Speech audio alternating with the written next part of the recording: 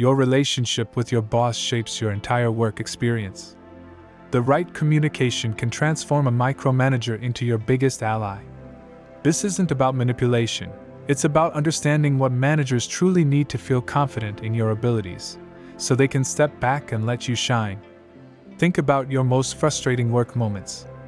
Many stem from bosses who hover, question every decision, or pile on unnecessary meetings. Behind this behavior often lies a simple truth: your manager feels responsible for your work but lacks visibility into what you're doing. This uncertainty creates anxiety that manifests as overmanagement.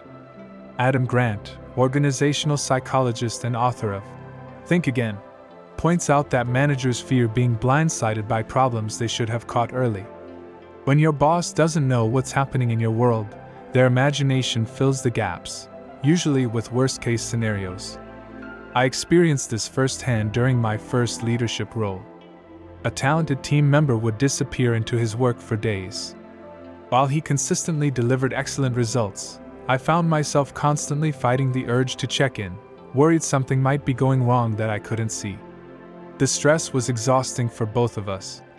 Everything changed when he started sending brief, proactive updates. These weren't lengthy reports, just quick notes about progress, challenges, and his next steps. The relief was immediate. I could focus on my work knowing he had things under control. This pattern repeats across organizations worldwide. The less managers know about your work, the more they feel compelled to insert themselves into it. The solution isn't working harder or longer hours. It's about strategic transparency that builds trust while preserving your autonomy. Here's what actually works: provide regular, unprompted updates. Don't wait for your boss to ask what you're working on.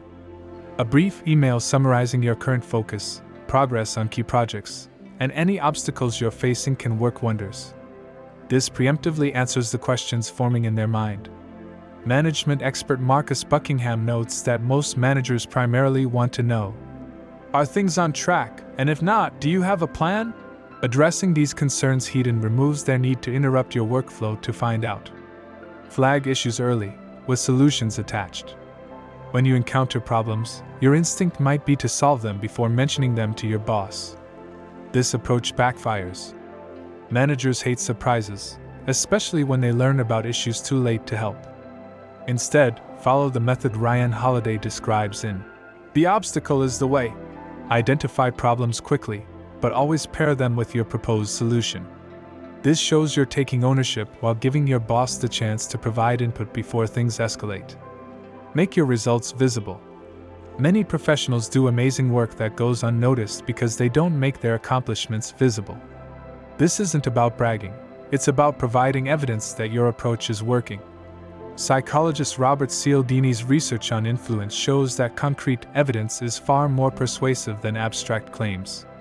Instead of saying, "The project is going well," share specific metrics, positive client feedback, or tangible milestones reached. Speak their language. Every manager has specific priorities that keep them up at night. Some focus obsessively on deadlines. Others care more about quality or innovation. Many worry about budget constraints or team dynamics. Pay attention to what your boss consistently emphasizes in meetings or conversations. Frame your communications to address these priorities directly. If they're deadline-focused, lead with timeline updates. If quality matters most, highlight your quality assurance measures. Ask for focused feedback. Vague requests like, "Any thoughts on this?" invite micromanagement. Instead, ask specific questions that narrow your manager's focus to areas where you actually want input. I'm deciding between these two approaches. Given the timeline constraints, would you recommend option A or B? This technique, advocated by leadership expert Kim Scott in Radical Candor, directs your boss's attention to valuable contributions while subtly establishing your ownership of the broader work. Be reliably responsive. Nothing triggers a manager's anxiety like feeling they can't reach you when needed. You don't need to be available 24/7, but consistently responding to communications within a reasonable time frame builds tremendous trust.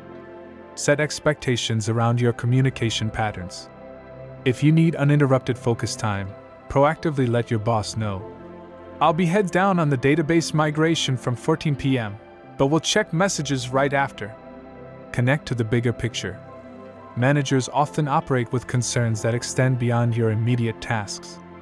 Show you understand how your work connects to broader organizational goals. In Drive, Daniel Pink explains that purpose is a powerful motivator. When you demonstrate how your work advances company objectives, you're speaking to your boss's deeper concerns. The beauty of these approaches is they create a self-reinforcing cycle. As your boss develops trust in your judgment and visibility into your work, their need to check in diminishes. This gives you more uninterrupted time to produce your best work, which further increases their confidence in you. Remember that even the most controlling managers usually don't want to micromanage. It's exhausting and inefficient for them too. Most would gladly step back if they felt confident everything was under control. By communicating proactively, you're not just making your boss look good, you're creating the psychological safety they need to give you space. You're trading a small amount of upfront communication for significant autonomy in how you approach your work. This isn't about manipulation or politics. It's about understanding the very human needs that drive managerial behavior and addressing them directly. When you remove your boss's uncertainty, you free them from the compulsion to constantly check in. The most respected professionals aren't those who work in isolation, but those who make their value visible while minimizing the cognitive load they place on others. Master this balance, and you'll find yourself with both the trust and freedom to do your best work.